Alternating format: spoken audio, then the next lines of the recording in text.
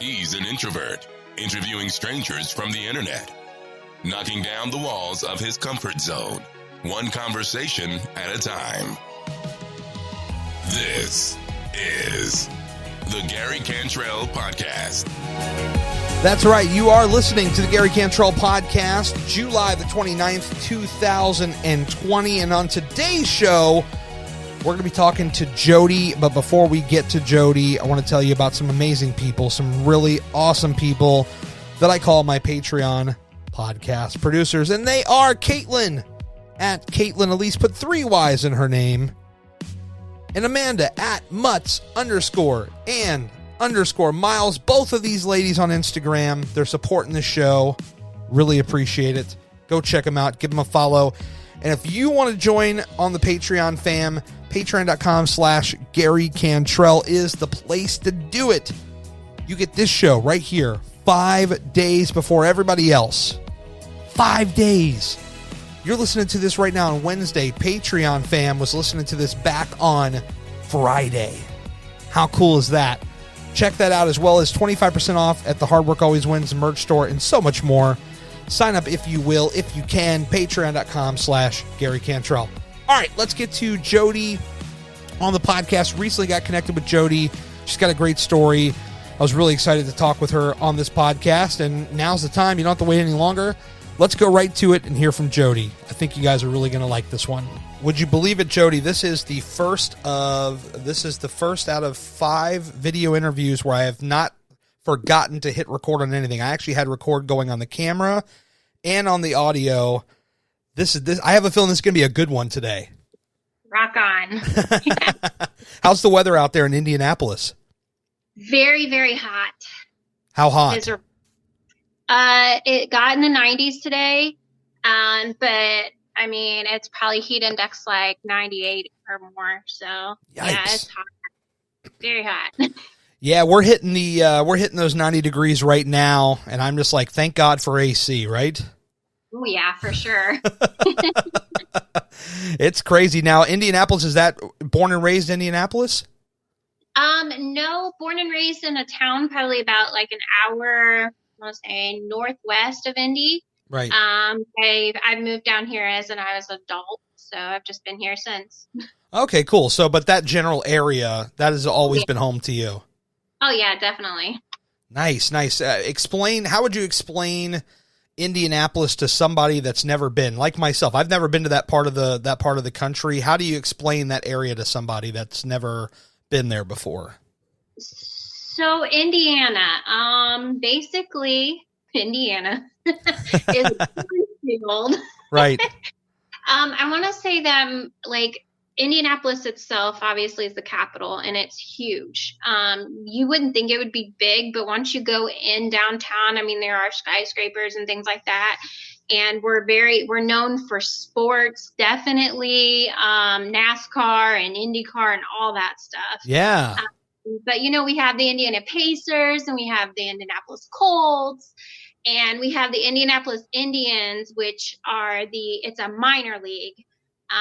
But yeah, we're definitely known for sports. Right. But if you go away from the big city, you're going to run into cornfields, you're going to run into factories, you're going to run into agriculture, like all that kind of stuff. So, but yeah, it's like Indianapolis is a big city and then you go from there. Yeah, I don't know what it is. I've just never been to that. I always had this desire to travel and experience new places, and that's just a place that I haven't gotten to. I think now I'm thinking of my geography in my head, and I'm probably like a few states off, probably. But like, let's see, Wisconsin, is that anywhere like as far as states like near you? No, what you got is so you got Indiana, then you got Michigan on the north side, right, and then I'm going to botch this, but on one side you got Illinois, one side you got Ohio, and then down below is Kentucky. So Wisconsin's like kind of up there, but it's kind of more northwest. Okay. Northwest. That's probably the closest that I've been to that area then. I guess that's where I was trying to go. How many times in school have we seen like pictures of the states like on a map, and like I'm just like having a blank now. Oh, yeah. Yeah, same here. But yeah, that's the furthest I've ever been there. But I've always, I don't know how you are about like traveling and stuff, but I've always had this desire just to travel and see new places as much as I can, which is kind of the opposite of what we can do right now. Oh yeah, definitely. I'm the same way. I love seeing new places. Every fall it's my boyfriend's son's fall vacation. We always go to somewhere new. So like this year, I think you and I talked about it. I'm going down to South Carolina. Yes. So excited to go back. I lived there for 3 years and I really miss it. So it'll be fun to go back.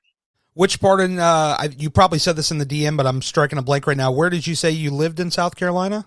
I lived in Anderson, which was, it's close to Clemson. That's the best thing to say. Clemson University. It's more inland than, I would say 2 hours from the ocean around that. So yeah. Yeah. I'm supposed to be going down there, not tomorrow, Thursday. Supposed to be going down there. We're planning a trip where we're basically going to be quarantined in the house, but it's like, we have to get down there. Like, I mean, you've been down there, you get it. Like, if I don't get down there, I can't breathe, essentially. Like, I just need South Carolina in my blood. You know, I need it in my body right now. I'm so stoked to go. Like, I love the beach. We're actually getting a condo in Myrtle Beach, but I was like, we have to go to Charleston and we have to go to Folly Beach. Yeah. Love with Folly Beach. It is the best. So I'm looking really forward to it. You like it better than IOP? Yeah. Yeah. Definitely. Folly Beach to me is more of like a cool little hip beach town. They have the best taco place ever. Really?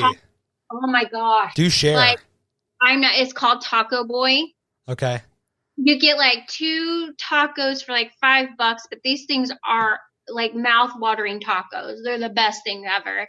And then I don't remember the breakfast place, but there's a breakfast place there that is like you have to go. There's like those 2 places you just have to go to. All right. Well, if you somehow come up with it in the next 48 hours, DM it to me. I'm curious. I will tell you that every time I go down there, Lewis Barbecue is one of the top spots I go. I love that place so much. Definitely. Have you ever been over to James Island before? No, I haven't. Okay, they have a park over there. I'm just drawing a blank on the name, but my wife, I actually proposed to her on James Island. Oh, I bet that was wonderful. Well, it's kind of cool because it's like a laid-back park. Like, there's not a ton of people in there, and so when you go in, you have like this big open space, and you have the water, but it's not like the main ocean. It's like the river. And then if you look straight ahead, you can see the Ravenel Bridge. And so I was asking my cousin who lives down there, I was like, okay, so if I want to do this, where's the best spot? You know, I was thinking of going to like Isle of Palms or something like that. And she's like, no, I think you should do James Island because we could do some cool pictures of you guys with the Ravenel Bridge in the background because it's kind of like a big landmark of that area. And it's beautiful. You got to go over there. Take the boyfriend over there. It's a cool little chill like date spot. Oh, I'd love to do that. I am always looking for new beaches to go to, so that would be wonderful. Yeah, and it's less crowded. I mean, like, I get the appeal of Folly Beach. I went there last year for the first time, and I go through these like different phases where I'm like, okay, I want to go to like a more like active, vibrant beach, like a Myrtle Beach, like a Folly Beach. But then there's other times where I'm like, well, I don't really want to like be around a lot of people. That's the introvertedness kicking in. So then I'll go down to IOP because I know it's not going to be as crowded as like Folly or Myrtle. Have you ever been to Edisto? No, I have not. Oh, that's another really remote, like little islandy beach place. It doesn't have as much, I would say, as like a Folly Beach or those type of things. But man, that's a nice little getaway. Not very many people, and just relax too. So definitely check that out too if you get a chance. No, that'd be awesome. It sounds similar to like a Sullivan's Island or like a Fort Moultrie. That's another area. Like I took my drone there last year and went up flying at like 6-7 o'clock in the morning when the sun came up. That was really fun. I bet that was beautiful. The sunsets are just something else there. It's just gorgeous. You ain't kidding. That's the one thing I'm looking forward to because like right now where I live, I'm like 4 hours from a beach right now. So if, you know, the plan is to move down there eventually, and I think, didn't you say eventually you may want to get back there? Is that like in the plans? I thought you might have said something. I don't know because his son is 13, so it's one of those things we're definitely going to be around here. Yeah. I know when his son wants to get older, he wants to go like to West Coast or whatever. But I don't know what the plans are. But I mean, I just absolutely love it. I would have no complaints moving back there. So. Well, just tell the boyfriend when the son gets to be like 18 and y'all kick him out of the house or something, y'all can go down to South Carolina or something. Right? That would be the best. That would be awesome. No, because it's in the plans in the next couple of years, and I just think about like being less than an hour from the beach. The appeal of that sounds amazing. Oh yeah, for sure. And like the biggest city down there is Greenville. It's like their capital city. Yeah. Well, I think. Anyway, but it is, to me, it's like huge, but it's not like a Chicago type place. It's more like an Indianapolis place, which it's huge and you got everything, but then you're only like maybe an hour and a half, 2 hours from the beach. So hey. It's not too bad at all, right? Oh no, and it's a beautiful place. So Definitely. Tell me about growing up and stuff. What was your childhood like? I was always outside. I have a brother that's 13 months and 13 days apart. Like we legit should be twins. But we were always outside. Our parents were like, "You don't come in until the sun or the street lights come out on. Like, just go." And I don't remember watching much TV except for Saturday morning cartoons. But yeah, I mean, always outside, always busy. And there's like a park a block away, so it's called a circle park, legit, and a circle of road was around it. But we were always outside. I loved it. I loved my childhood. Yeah, there's nothing better than from my generation. Now, I was born in 82, so around 10 years later I was on the streets constantly running around. Oh yeah, and I was born in 82 too, so I totally understand you. Way before, cell phones were huge and that, like, I was always outside. What month? January. Okay, cool. Yeah, my cousin, he was born in January 26th. Okay. I'm a New Year's baby. I was born on January 1st. So how cool is that? I know, right? Okay, so I was born January 1st, and my brother was born February 14th. So Valentine's and New Year's. I don't know how she did it. That's pretty cool because you can schedule some really awesome parties around that. Yeah. I mean, my birthday is a big party. That's what I feel like. Like everybody gets to celebrate my birthday. So. No, that's awesome because when you think about it, it's like, a lot of people, they might think, New Year's Eve, and that's cool. But then it's like you got New Year's Day. So essentially you could have like a 2-day party because you get the party started on New Year's Eve and then boom, New Year's, it's like the actual birthday. Yeah. And like a funny story, growing up, once I got older and got smart, I would, go sneak into the parents' little parties and be like, "Hey, tomorrow's my birthday." Ooh, I banked some money on those nights. Oh yeah, did they used to throw big parties? Oh yeah, well, not my parents, but like the neighborhood would, like, everybody was like family in the neighborhood. So, somebody was throwing a big party on New Year's Eve. So I was always like, "Hey guys, my birthday's tomorrow." And I remember one year, I'm not kidding you, I probably got $100 just by that. Just be like, "Oh, you guys are all having fun and not paying attention. So hi." They're probably drinking a lot too. Exactly. You were quite the hustler back then. You gotta get what you get, right? Now what does a young Jodie do with $100 like that? What do you do with that money?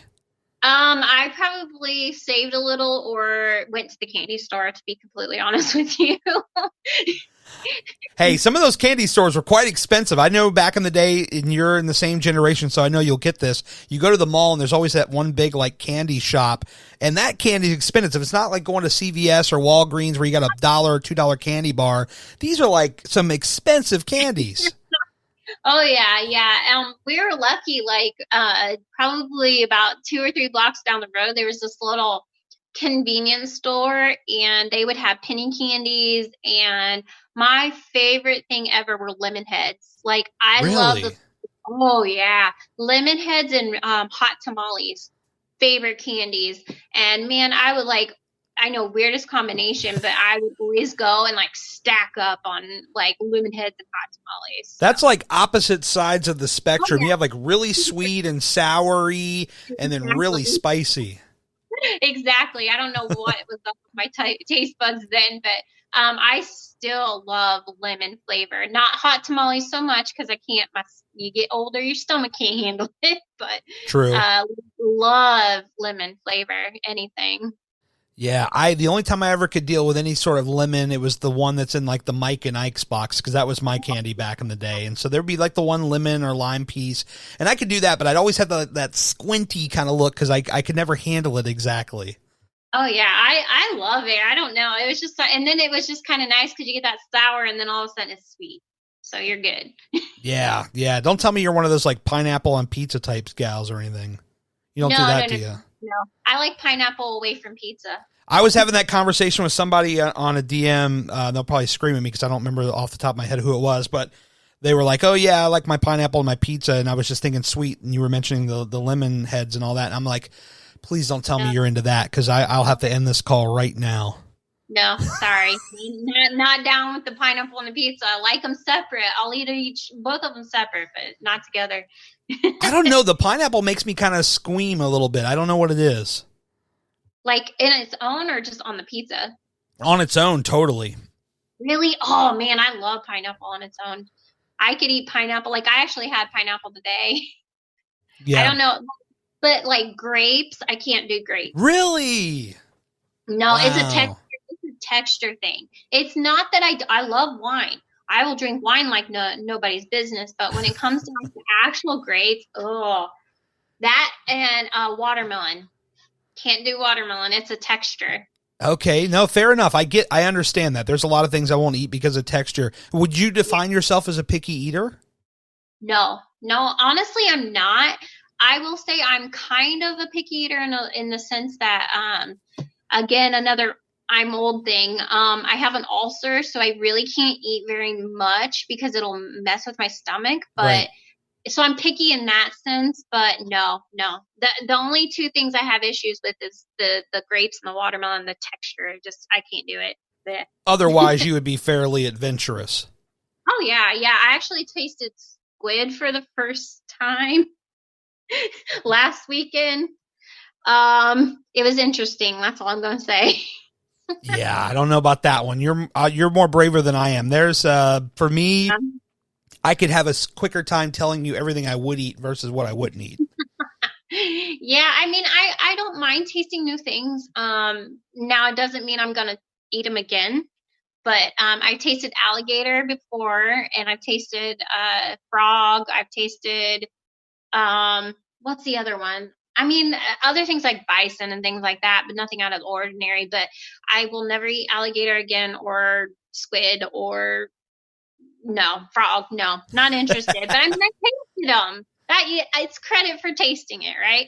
Definitely. No, I think it's down in like, I know in New Orleans, they're big on alligator. We went down there, my wife and I went down there for WrestleMania. We're wrestling fans. And there was this one place that had alligator. It looked almost like chicken nuggets, kind of.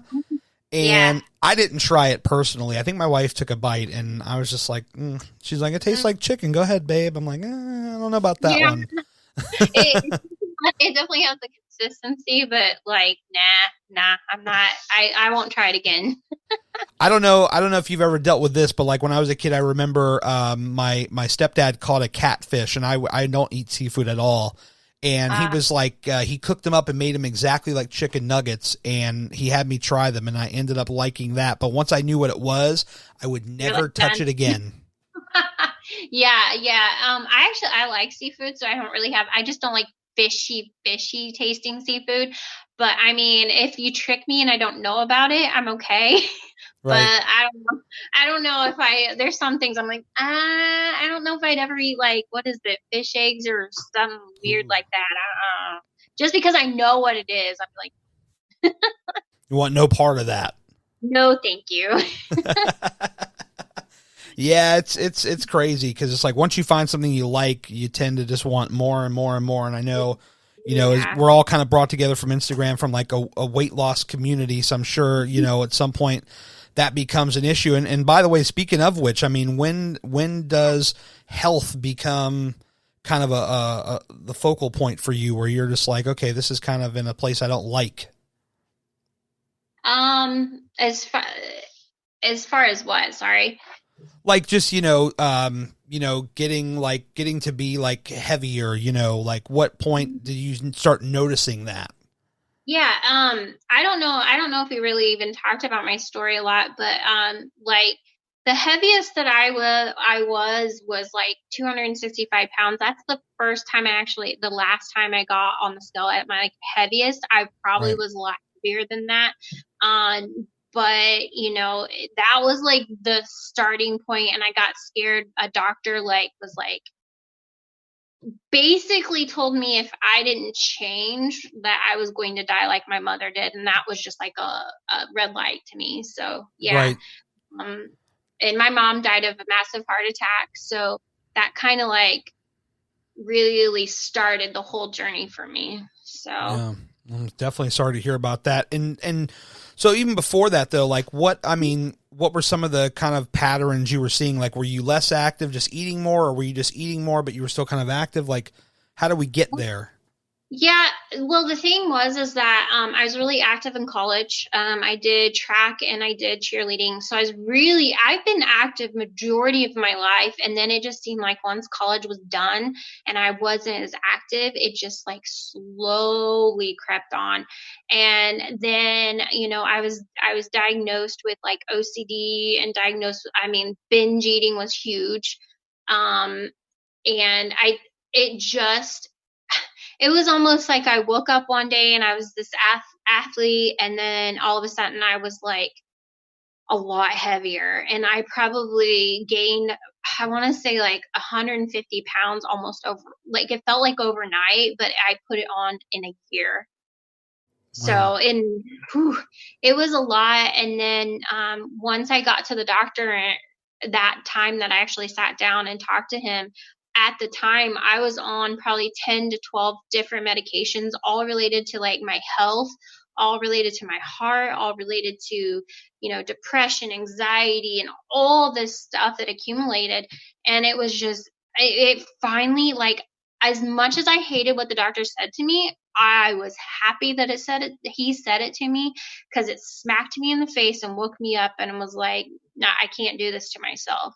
But yeah, it came on quick because binge eating became like my go-to thing to do, especially at night when I'm just sitting watching TV, but then I'm thinking of all the things that I'm not doing.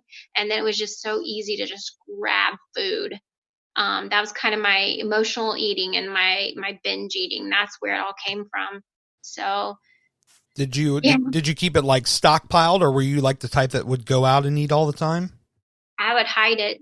The relationship that I was in at the time, I remember exactly where it was. It was in the closet. It was behind a shelf, and it was cookies, and it was candy, and it was chips, and it was all this stuff. But I hid it because here I am still feeling like I'm that athlete, and I can't put on that persona that I'm just eating everything in sight. So I hid a lot of it. And a lot of people noticed that I was getting bigger, but was like, I never see you eat, so I don't understand what's going on. You must have a thyroid issue, or you must have, something's not working right, So, a lot of people were like, you really need to go to the doctor and find this out. Of course, inside, like, I knew what I was doing, but I was very much in denial, very much. So, Right. And do you know what kind of brought it on? I mean, obviously when you start these things, they kind of just go on for a long periods of time, but do you remember, like, was there any sort of event or incident that kind of brought on the binge eating and hiding it and all that kind of stuff? yeah, in my head, being a certain way for so long, like being that athlete, in my head, when I'm not the one that's like, when you're a runner, I would burn 2,000 calories a day because I was a distance runner. So I wasn't just doing like 2 to 3 miles sprints here and there. Like I was going 13, 26 miles. And like not having that persona anymore that, hey, you know, this is what I need to do to accomplish a goal. There was no goal anymore. There was no workouts. There was nothing there. And so it was this empty feeling that I had that wasn't being fulfilled. And then food just became this like quick high to me, that kind of filled that goal. I can't talk. But anyway, it filled something inside me and made me feel like happiness there for a little bit that I had when I was running. And then, it slowly started. And then of course, you know, I got that endorphins from sugar instead of endorphins from working out. So it just like, it slowly crap on. And then it was the hiding of it and the emotional eating behind it. It was crazy how quickly everything just kind of came on, but I was still feeling, I cannot say that word, filling that void that I used to have. Right. So do you feel like there was a part of you early on that maybe felt like you were kind of untouchable? Like, you know, I can have some of this stuff. It's not really going to have an effect. Oh yeah. And I ate a lot. Like, I even back then I tracked what my calorie content was because I had to make sure I was eating. I ate healthier, but like I would eat a lot of healthy things. And you know, obviously in this realm of health and fitness, you know, calories in versus calories out are huge. And then I could, like I said, burn 2,000 calories in a day, but eat 4,000 and still be an athlete. So, definitely, you know, I felt like on top of the world, and then everything was just gone. So. Yeah. And it also takes so long, I think, to be fair, I think it takes a long time to really realize that there's something not right here, because you can go on almost like on autopilot for months and months and even years at a time and think like, oh, I'm just doing what I normally do. Everything's cool. And then it kind of slowly creeps back in. Slowly. And give me 1 second. Sure. Technical difficulties. And I'll say, while you're plugging that in, I'll say, you know, even for me, like over the last 2 years, I had slowly gained back about 35, almost 40 pounds of what I had lost, because I kind of was acting in autopilot. I was in a position where I was trying to get the weight off in a pretty quick, you know, kind of way. And within 11 months, I was down 100 pounds, but then I kind of went on this long victory lap and I was like, everything's cool. It's all good. And everything's great. And before you know it, here we go, back up again. So I think it takes for anybody. I think, you know, you go so long, you kind of go with what you know, what's comfortable. And then after a while, you just kind of, you know, you kind of get in this state where it just gets out of control. Definitely. And it's funny you mention that, because I have this conversation a lot about 3 years ago, I got to like my lowest weight I've ever been, even pre-college. And you know, I was hustling for a goal. We were going to a beach. I wanted to get this certain way. And, you know, I made it to this goal. And then all of a sudden it was that I'm untouchable again. And as soon as I did that, then I'm not kidding, it did not take 5 months and I was right back up. I gained probably 40 of those pounds that I got down to over 107 pounds total loss. And then all of a sudden I gained 40 of that back. Yeah. And I'm like, what did I just do to myself? And it's because I got in this mindset that I was untouchable and I could do whatever I wanted to, and I could eat more because I was a certain way. And I'm like, I can't keep doing this. So it became more of like a mental thing for me, a more of a personal development type thing for me. And then once like that, really, I incorporated more of that and understanding what I was doing to myself. This round, I say this is round 3 for me of this, like trying to get healthy again. this journey that I'm on right now is like 10 times different than the first time that I really buckled down, and like the whole game has changed, like unbelievable. Tell me if this was you, the time before where you lost a bunch. Were you, I don't know, focused on the scale a lot and kind of, focused on, I got to lose this by this time, and just basing a lot of it on time and numbers, essentially? Yeah. So I'm really like, a part of my OCD is a number game. It's a very big, like, I even have, like, on my Instagram, I have a little countdown going on, and it's all a part of the control, because I have a lot of my OCD has a lot to do with control. And the scale, I was on that scale once or twice a day in that first round of it. Now I purposely give it a week and then weigh myself, and then try to give it 2 weeks sometimes. But yeah, it was all a number game. It was all the inches. It was all my pants size. Everything was numbers.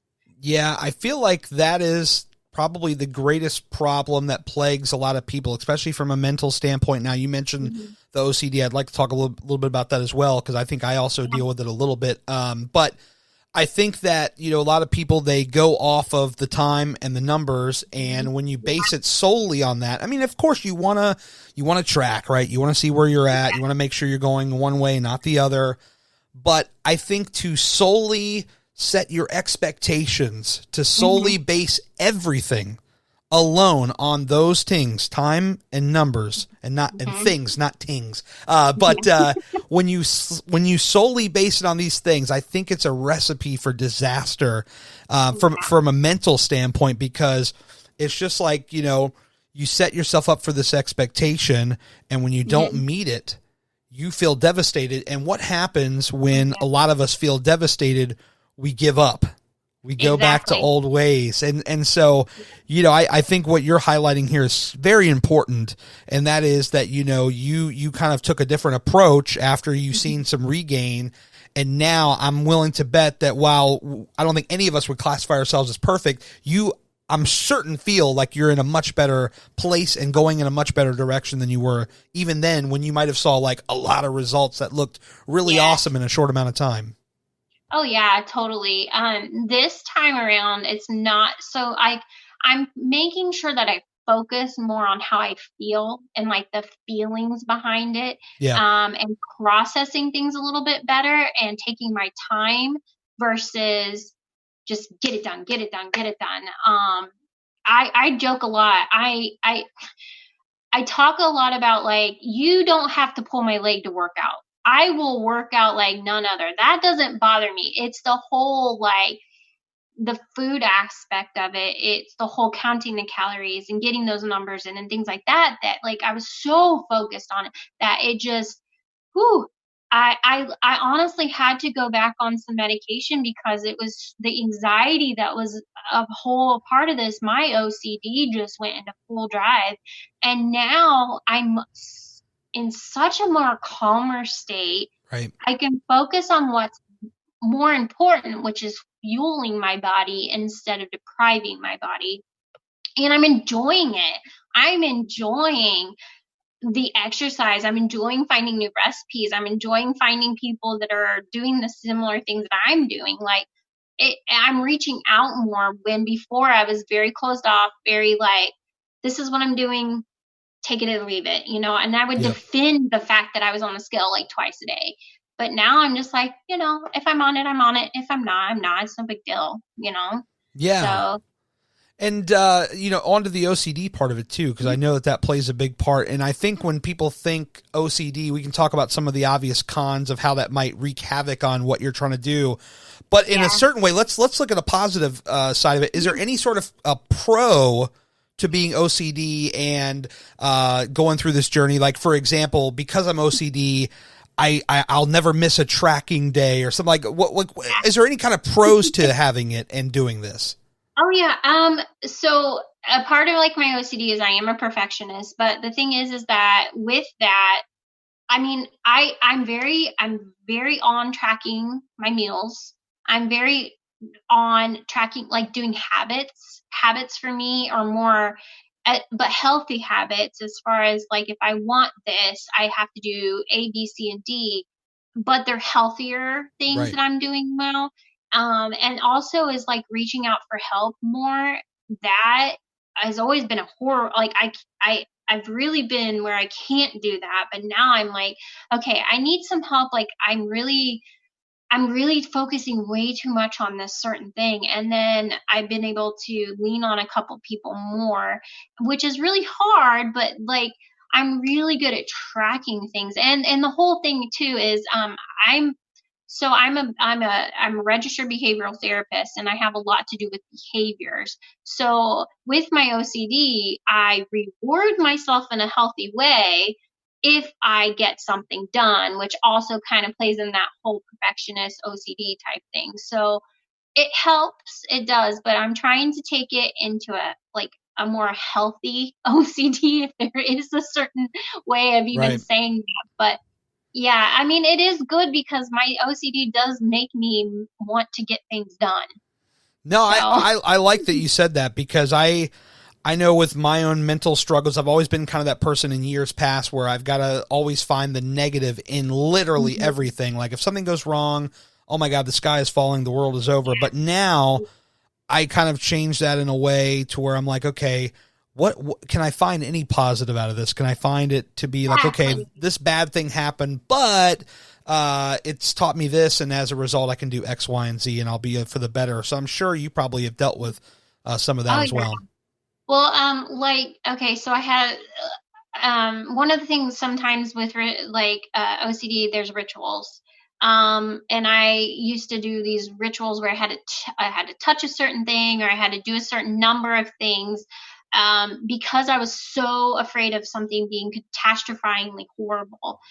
And so like I've focused that into, like, one of the things that I've done is I write in a little journal in the morning, and I make sure that I do 5 positive things of that day. Like, what am I grateful for? Like, for instance, today I was grateful that I have a job. I'm grateful that I got in my water content today. I'm grateful my stomach doesn't hurt today. And so I make sure I write those down and focus on those things. And then I always do like a mantra, like I'm stronger than I was yesterday, or mind over matter, and things like that. And then I write like a little spiel about my day, about, how was my day? How did this go? And then I make sure that I reread that, because I want to make sure that I'm absorbing what I'm writing and not just writing it to say, hey, I wrote it. And that to me, like, it has taken my OCD from like a 10, from catastrophizing everything, that I'm gonna go get sick, or like this person's gonna get in an accident, to, okay, I'm grateful that this person came home safely, and I'm grateful that I can be in a healthy environment. So I really feel like I've learned a lot more about using my OCD, or using these things in more of a positive light than like a negative light. And I try to look in the, like, my mother taught me from a very young age that there's always a positive in everything. Even if it's like the worst day in your life, you can always find at least one good thing in it. So like I kind of feel like I try to lead with her legacy in that way, is like, I look at the positive. There's got to be something out there. And I always usually find something really good about the day. So Yeah, that's key too, because I know, like, just for instance, this morning I left lunch at home, and I'm like, old me would have been like, that would have absolutely started a domino effect and just ruined the entire day. Yeah, I've been through that. But then I'm just like, I just laugh it off. I'm like, Gary, you moron. Like, don't forget it tomorrow. It'll be in the fridge. On the bright side, you didn't leave it on the table to rot. You didn't leave it on the counter to rot. You didn't even forget it in your car. It's just sitting in the fridge, and it's fine. It's going to stay cold and properly refrigerated. And the next day you can take it in with you, and everything's going to be good.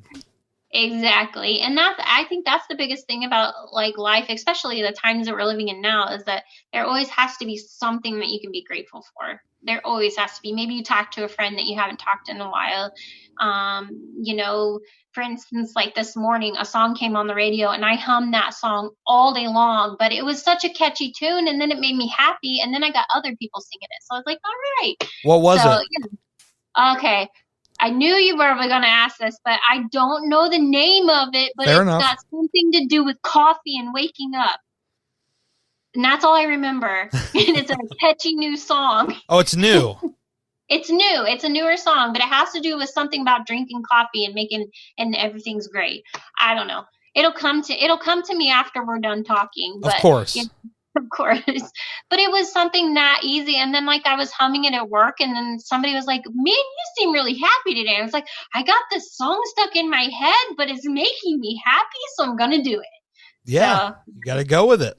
Gotta go with the little things. And sure. Yeah, and speaking of trying to put a positive on everything, speaking of the OCD, in the current climate that we're in right now, and I know that this will be out in like, you know, mid to late July, but obviously this is probably going to be something that's not going away anytime soon. So with the whole COVID and everything and people being quarantined and stuff like that, how are you personally handling it and dealing with it? Okay. So first off, before I even get started, I am considered a little more of a high risk. I do have a compromised immune system. You could cough and I'll get sick. Like that's how like my immune system works. And I have asthma. So there's two big things that they say nowadays is like worse. The thing is that when all this came out and everything, I actually lost my job. It was if you started a new job and you were 6 months or less, we couldn't ask you back. So I was very devastated because I've never lost a job in my life, and but I tried to be as positive as I possibly could because before I even say that, I was like on the floor bawling like a baby, had to go through the emotions because if I didn't make sure that I felt what I was feeling, I knew I was going to pretend that everything was okay. And I couldn't do that. I couldn't hold it in because I tend to do that. It's a part of me. Like I don't want to show people how I'm feeling. And that is a control thing. That's got a lot to do with my OCD, is controlling my situation. But I made sure that I felt the feelings that I felt. I was devastated. I was off work for 5 to 6 weeks without a job. And in my profession, what I do is I help kids. And I missed that aspect of it.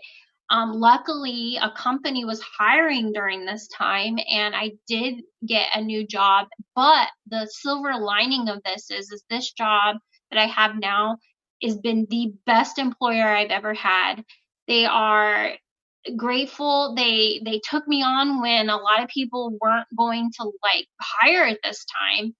And it's turned out that they actually care. And that to me, like, when you go to a job and you're happy that you go to a job, I think that right there is like it speaks volumes. For sure. But during the time I had off, instead of like continuing to dwell on what was going on, obviously I stayed healthy as possible. I took vitamins and did all that, but I wasn't focused on my health as much as I wanted to be. So I really tried to focus that time on getting back to my habits and getting back to working out and getting back to eating healthy. And it has done nothing like for me personally, but been a positive thing because I made it a positive thing. I didn't want to dwell on it. Yes, it's sad, and I hate what the world's going through. I hate that people are getting sick, and I feel for them, but I feel like it's made me more aware of what's going on and be more grateful for what is going on, that I can at least help any way possible. So definitely.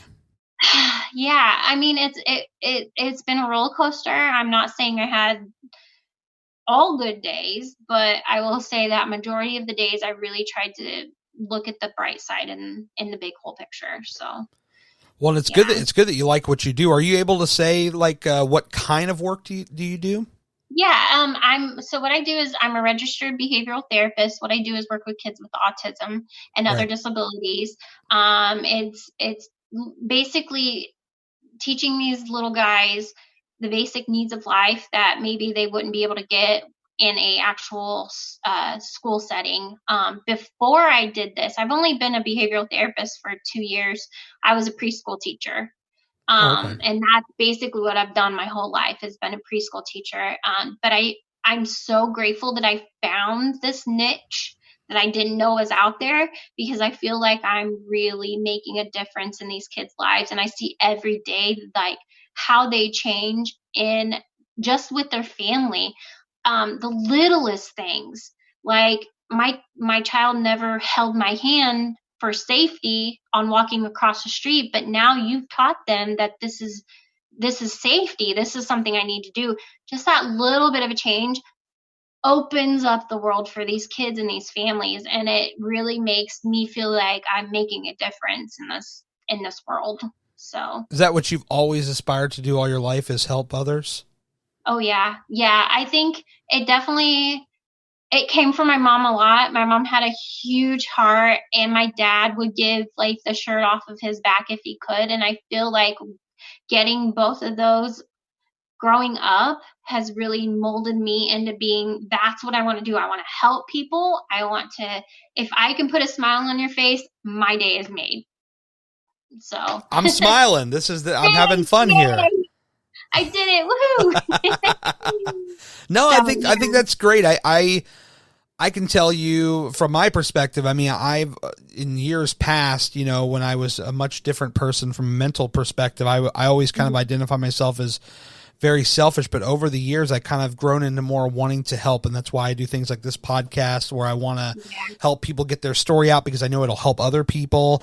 And then also just in general, if anybody ever has any questions, obviously they reach out, and I'm here to help. And I think there's this great feeling that comes from helping others. Like, even if somebody's just like, yo, Gary, what camera are you using for your videos or something, like that's going to help somebody, because they're going to be like, okay, I like the way this video looks.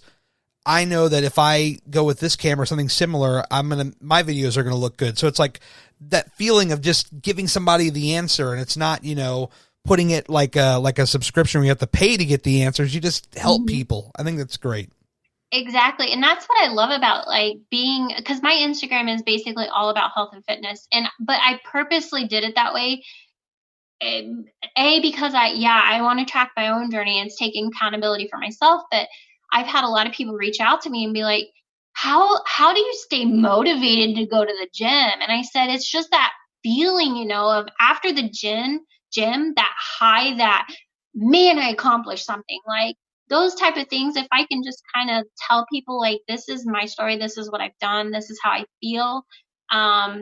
Because not everything that I do will work for them, but if it motivates them in some way to try and take a change, or maybe helps them gain a recipe, or maybe helps them get their water in, I don't know. To me, that's me trying to give back, that, hey, I want you to feel as happy as I feel, or motivated as I feel, because living your best life, like that's all I want for people, is just to find themselves and find what they love and passionate about, and just run with it. Because if there's anything that I've learned in this life, it's very short. It's very a lot going on, but you really have to just stop and smell, as cliche as it sounds, smell the roses, because you may not get that moment back. Very true. And that's the thing. I feel like people are always like, go, go, go, go, go. But you miss out on so much when you constantly look at the bad and constantly focus on everything else. Like, you miss out on little moments, like, for instance, a flower blooming that you never saw, or your dog licking your face and getting excited about that. I live for that moment. Oh, I know, right? It's just things like that. And I really feel I've lost a lot of people in my life, and quickly too. It's not like something gradually. And it's taught me that life is so precious and we can't take it for granted. We really, and I mean, look at what's happening in the world now. It can go so quickly. You just really got to hold on to those little moments, because those are what really matter to me. That's what I want I want on my day, whenever that may be, to know that I lived it to the fullest. So that's kind of like my motto. That's like the thing I go by. So You're just hitting me right here, oh. because let's see, my math sucks, by the way, 2014, almost 6 years ago, I nearly died. And I know that from that moment forward, I knew I had to live it up. Now, from a health perspective, I certainly didn't take it seriously for another 2 years, almost 3 years. But from a mental of, I'm going to go out and live this shit up like that, from that perspective, I was like, yep, I'm going to go to all the concerts. I'm just going to enjoy the time with my wife, with my family, with my friends. And it's just like, yeah, you realize we get one at bat, and you gotta try to knock the hell out of that ball and get it out of the park. You won't always hit a home run, but damn, if you can hit a triple, it's better than a double or a single. It's sure as hell better than grounding out to third and being tossed out. So, oh, you're speaking my language. I miss baseball. I'm sorry. It's coming back. I'm so excited. I love baseball. I love concerts. That's the one thing that I like promised myself. Once this world, if it ever does get to semi back normal, I'm going to live it up. And like, we already booked a concert. I'm already told, I said, we're going to a baseball game. Yes. I miss it. I haven't been in forever. Like I'm a big, I know a lot of people are like, what? But I'm a big craft beer person. I want to go visit some craft breweries. I want to live the life to the fullest. So like, I'm so stoked at all the cool stuff that's coming up. So. Well, speaking of these cool things, so you mentioned that your Instagram is very much based on health and fitness. One of my goals that I try to do on this podcast, because I understand that a lot of people, they want to post pretty much only about their health and fitness, is to get that other side of them out and show people what they're really about. So tell me about some of this music that you're into and some of the teams that you follow and things like that. I'm very excited to hear about that. That's fun. I'm glad that you said that, because like I feel like I do only give a certain side, so I try to give a little bit more. But like, okay, so we're going to a Bad Wolves concert. Okay. So stoked. I'm total, like, my music is all over the place. I'm not just one genre. But like recently I've been into Bad Wolves, Five Finger Death Punch, Disturbed, Chevelle, Fame on Fire, gosh, Papa Roach, like I am a huge Ramones fan. Like, you're like a rocker gal. You're into all the rock stuff. Dude, I'm total rocker. Like, but then again, like I can totally, like this Friday, I found on on YouTube, I found all the music from when I was growing up. So, Naughty by Nature and things like that. Like I was rocking those. But then sometimes I can do country. So like my music is all over the place. But when I'm working out, and it's kind of funny, I will be rocking to some Five Finger Death Punch or Chevelle or Disturbed. And people, like, everybody's like looking at me going, this little girl does not look like she could be a heavy metal fan. But I'm like, heck yeah, because that pumps, like I get pumped up. So, well, I'll tie the two worlds together, because we mentioned baseball earlier and rock music. Yeah. My team is the Nationals, and I'm sorry if for whatever team, we're the world champions. So, okay. The point is, no. Five Finger Death Punch. One of our old closers, it was this guy Drew Storen back in 2012, and he used to walk out to Bad Company, and you knew when you heard that. Boom, boom, boom. Yeah. Like you knew shit was about to go down, because he would strike the people out left and right. Now, of course, until the game that actually mattered, and he kind of blew it, but it is what it is. But I heard the Five Finger Death Punch, and I immediately thought of that connection of baseball and good music. Yeah, we actually went and seen them a couple years ago. So Bad Wolves was opening for Five Finger Death Punch in a concert, and So it was on a Friday, had to work till 5, but had to get all the way to one side of town to get all the way to the other side of town. Yeah. Park, and Five Finger Death Punch, or no, take it back. Bad Wolves does one song and then they're done. And I was so bummed. But I mean, Five Finger Death Punch, their concert was like rock on. It was amazing. So I'm really excited to like actually, because Disturbed and it's gonna bother me. But anyway, it's Bad Wolves and Disturbed and one other band that are gonna play in this concert. So I'm pretty stoked about this. But yeah, I don't know what it is, but I'm on like a heavy metal kick right now, and it pumps me up. So yeah. Yeah, there's something, a way of music, like especially when you're working out, you'll hear like a certain song or a part of a song come, and it just like ignites this fire. Exactly. It's almost like taking a pre-workout right then. It's like, yeah, I've got all the strength in the world. But definitely, like, I'm all about like listening to music. My whole world is music, and especially like I'm always humming a tune. I'm always singing a song. Same. Even if it's a kid's song, like I'm still jamming to it, you know. So like music is everything to me. It's got me through so many trials and tribulations. But I really resonate with the words, which is kind of funny because my boyfriend's like, I just like the beat and the guitar. And I'm like, no, listen to the words. Is he into all the same stuff as well? Oh, yeah, for sure. Okay, cool. He's actually the one that bought us tickets and surprised me. And I was like, yes. And he's actually got me onto a lot of music, too, that like I didn't really know about. So, oh, yeah, music is like my world. I'll throw a deep cut at you because I feel like a lot of people don't remember these guys. But back in, and since we're the same age, I feel like you'll probably know who I'm talking about. Back in 01 or 02, there was this band Trust Company. Remember them? Yes. That album, The Lonely Position of Neutral, it had like this black, orangey, red cover. And that thing gets me fired up every time. And I don't care how cringe, people want to think, Trust Company, whatever. Yeah. That stuff was good because the guy, he kind of had like somewhat of a whiny voice, but then there was a little bit of screaming. You had the heavy crunch of the guitar. Like, that stuff gets me lit, man. I'm so excited. I actually wrote that down because I forgot about them. I'm going to like totally download some songs. So rock on.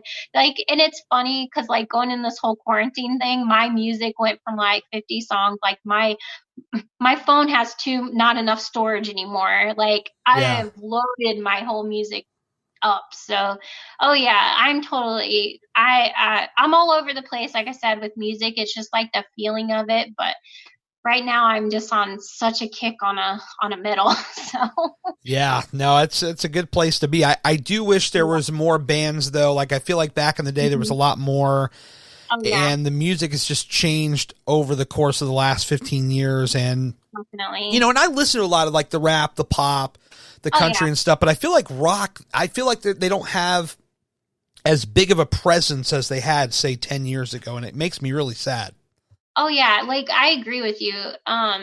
Especially if you want to go into the rap stuff, it kind of bums me out because obviously it feel like it's more just to make money than to actually like do something. But the rock bands, it's more poppy and stuff like that now. And I'm like, no, come back to like, because I listened to your recent podcast that came out and you were talking about Post Malone did the Nirvana cover. Yeah.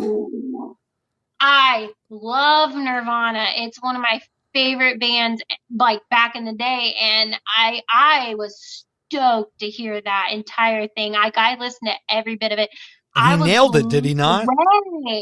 His voice, like it was almost like if you weren't seeing him singing, you were listening to Nirvana. It was amazing. I'm telling you right now, like, shut up and take my money. Dave Grohl, Chris Novoselic, and just put Post Malone. Like, you can't tell me that concert would not sell out worldwide. Oh, I would totally. I will any money. I'd be there. I'd totally be there. And it's amazing. And to the rap point, I mean, before like Nipsey Hussle got killed, like I felt like he was one of like the real kind of guys who was out there. I actually had the chance to see him live. We're coming up on 2 years ago now.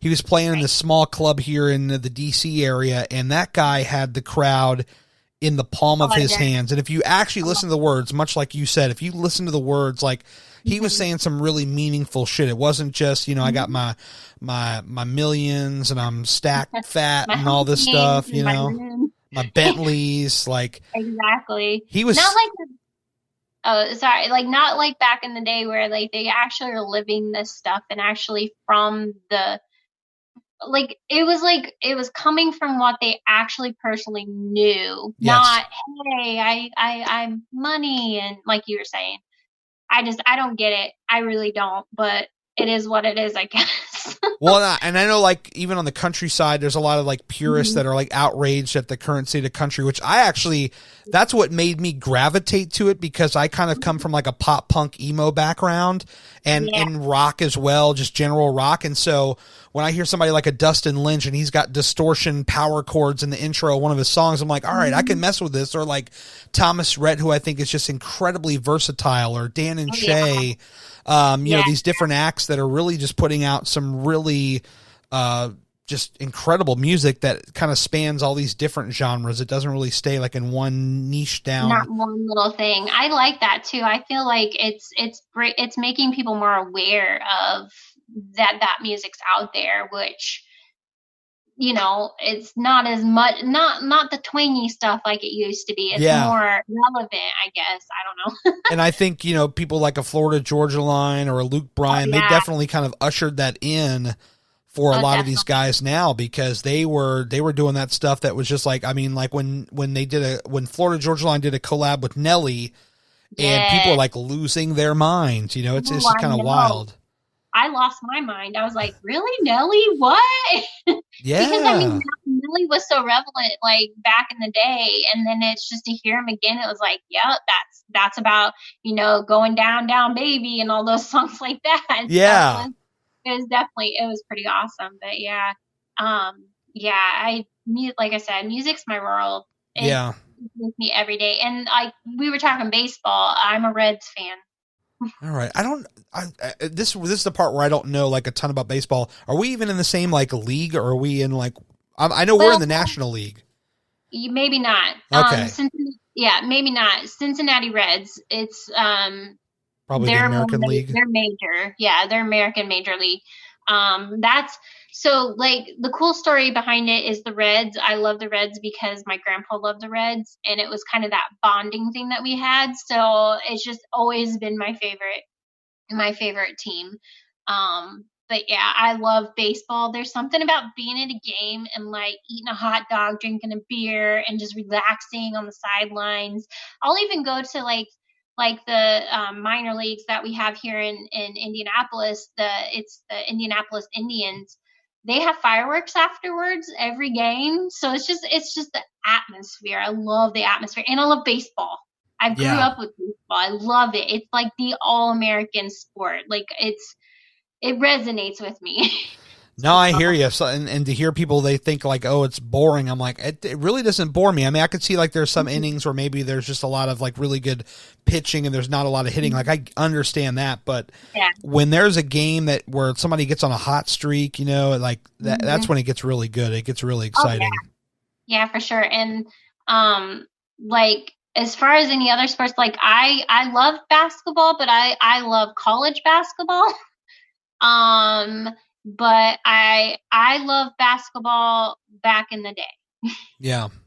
Like a Reggie Miller and a Jordan and a Pippen and a BJ Armstrong and a Larry Bird. Like I love basketball back in the day when it was all about basketball. Like that was when I loved it. So, but yeah, as far as like football and basketball, I'm more college than anything. So yeah. It seems like they play harder. I don't know what it is. Like I don't watch a ton of basketball or even a ton of football. I watch just the Raiders. That's my team. But like college, I've never really watched a lot of it. When I've seen it, like if it's been on TV, if I've been somewhere where it's been on, like you can really tell that those guys, they're playing harder than anybody, in my opinion. Well, and they have something, I feel like they have more to prove because they are looking for that to be their career outside of it. So I feel like they really work hard at it. So it means more to them. I don't know. But very true. No, that's a good point. Any other sports that you're into besides those? Not really. I mean, like to run. I like to run, but that's baseball's probably number one. Always will be. I will say I don't mind soccer every once in a while, but I like it because I like the songs that they sing. I'm talking overseas soccer, not current here in the U.S., but Right. love hearing their little like lullabies and things that they sing. I don't know what they're called, but it's really cool. You can tell they're really pumped about the game. So, oh yeah, totally. Yeah, they definitely have a passion. I feel like that could be said for a lot of things. Like when you think of like overseas, like I know there's this one rock band they've recently broken up in the last couple of years. They were called Him. Yeah, they had this logo right here. Yes. So totally. here in America, they would come and play a show, and they're from Finland for people that don't know. They would come and play a show in like a small club, like 1,000 seats, 2,000 seats. But overseas, they would sell out stadiums like 2-3 nights in a row. Like they were gigantic. And it just feels like in some aspects, there are fans that are overseas, like in Europe, that just, I don't know what it is. They just seem to be more passionate about the stuff that they have over there, whether it be the bands or their soccer, all kinds of things. It's incredible to see. I wonder too, it seems like, because I've actually, the only place I've ever been over there is Germany. And I feel like their lives, in some places, I should say, their lives aren't so wrapped up in like the everyday I have to work. I mean, they get like months of vacation where we get like 2, if that. And I feel like they get to enjoy lives a little bit better. So I feel like maybe they're more passionate about things because they have more time to. I don't know. But oh yeah, like music, soccer, like all those kinds of things overseas are a lot different than here in the US, which I don't know. No, very true. I've never actually left the States. What is it like to travel overseas? What were some of the experiences you've seen like leaving the country? So like the only place that I went was Germany. It was Frankfurt, however they call it, Germany. They're a lot stricter on certain things, like their cars, for instance. If your car, say your car here in the U.S. has a tail light out, it's got a little chip in it, you would get a fine over there. You would have to fix it immediately, or they would take your car away from you. Like it's that strict. You cannot have any damage to your vehicle. Everything has to be working. So they're very strict on that. If we're going to talk about beer, which how about we talk about it, is pristine over there. But they have a lot of laws on how their beer is made versus here in the US, there's not as many. But they have to go through a lot of like regiments on how it comes out. And so I think that it's just different there, as in like their laws are a little bit stricter, but the product of, like, for instance, the beer is amazing. So it's a different world. Obviously, when you don't speak the language, it's a little intimidating. But I mean, I went over there with a friend. They were working, and I was like, "Hey, I'm gonna join you." The flight was miserable because it's like almost a 24-hour flight. Ooh. You get like, I mean, I don't know if it's that long, but it felt that long. I mean, you get 3 meals on the flight, so obviously it's a long flight. Yes. But yeah, it was a short, maybe 4-day visit. I got to see certain things, but like the history over there versus the history here is so much more further back that it's just amazing to see things like, you know, for us, it's what, 17 whatever is like the longest. Like they have like teens, like you're talking 100 years of history that we don't have. So it's just an amazing experience. I would love to go back, maybe not to Germany, but like I love Greek mythology and things like that. So I'd love to go visit Greece. I'd love to go see castles and things like that we don't have here, because when else are you going to experience anything like that? So that's probably a goal eventually to do that. But it's just a whole different atmosphere. It's a different place where America feels more new. They're more old and rich in history. So goes right into something that I want to speak about. We can close on this. What are some of the goals that you are looking to accomplish in the next couple of years? Now, obviously with COVID and the way the world is, it's kind of, things are kind of uncertain, but in a perfect world, if everything's fine and you can actually work on these goals, what are some of the things that you want to do? Well, definitely more like if we're talking little things, see more concerts for sure. Yes. There's some more there's a whole bunch of bands coming out with new music because obviously they have time right now. So I'm totally stoked to go see some more music. Adventure wise, there's a couple things I want to do.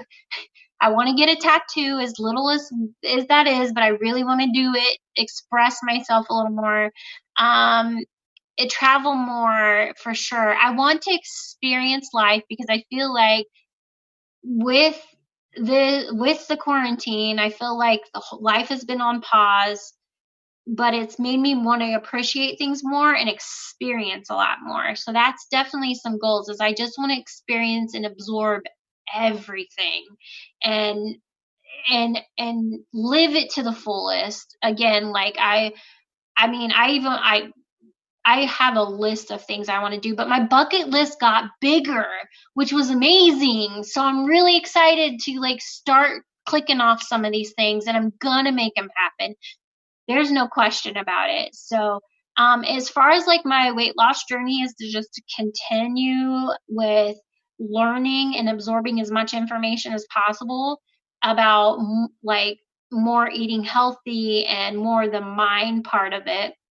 Reading more self-development books and things like that, so that I'm doing something to stick. It's becoming a lifestyle and not just a quick fix.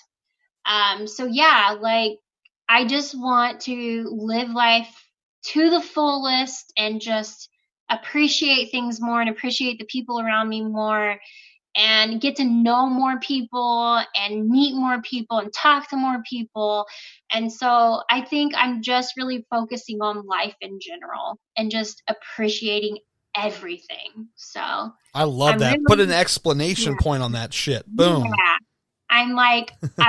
I'm so stoked. I'm so excited about all the things and the possibilities. So yeah. That's what I'm talking about. Now, for people that want to check out everything you got going on, your journey, tell them the place to go if they want to check you out. Sure. My Instagram page is losing more of _Jodie, Jodie. Feel free to DM me, reach out. I will always respond. I'm excited when people message me. And then I also I have a podcast now. I'm saying I'm not the greatest at recording them all the time. I'm trying. But I have a podcast, and it's losing and gaining more of Jodie. And it's on Spotify and Apple and things like that. Nice. Yeah. Those are mainly the two things. I don't really do Facebook all that much. I mean, I have it, but I don't really do it. But Instagram and my podcast, those are the two things. I love to meet new people and talk to people. So I'm always up for a conversation. So that is awesome. Well, speaking of conversations, the pleasure is all on this side of the internet. Thank you so much. I appreciate it. Thank you. It was a good time. I was going to say, I could talk your ear off on music, so definitely let me know, man. We could talk music all day. You know what? Maybe we'll even just do a separate one that's music only. We could just deep dive of all the music. We could probably do it. We've done it over an hour here, if you can believe that, but wow. I bet we could do an hour plus of just music, and we'll just we could call it Gary and Jodie's Music Hour or something. We'll just riff on music. That would be awesome. I will hold you to it, man. Oh, you're on. It's already done. Trust that one, and we'll do it for sure. Sounds great. I really appreciate your time. Thank you so much. Same with you. Thank you so much. Awesome. Jodie, what a conversation. Make sure you check her out. Losing more of _Jodie on Instagram. I'm at Gary Cantrell. You probably already knew that. Patreon.com/Gary Cantrell if you want to check out everything I got going on with this podcast, support it, and get it a couple days early. And yeah, that's going to do it for me for this week. I will talk to you guys again next time. See ya.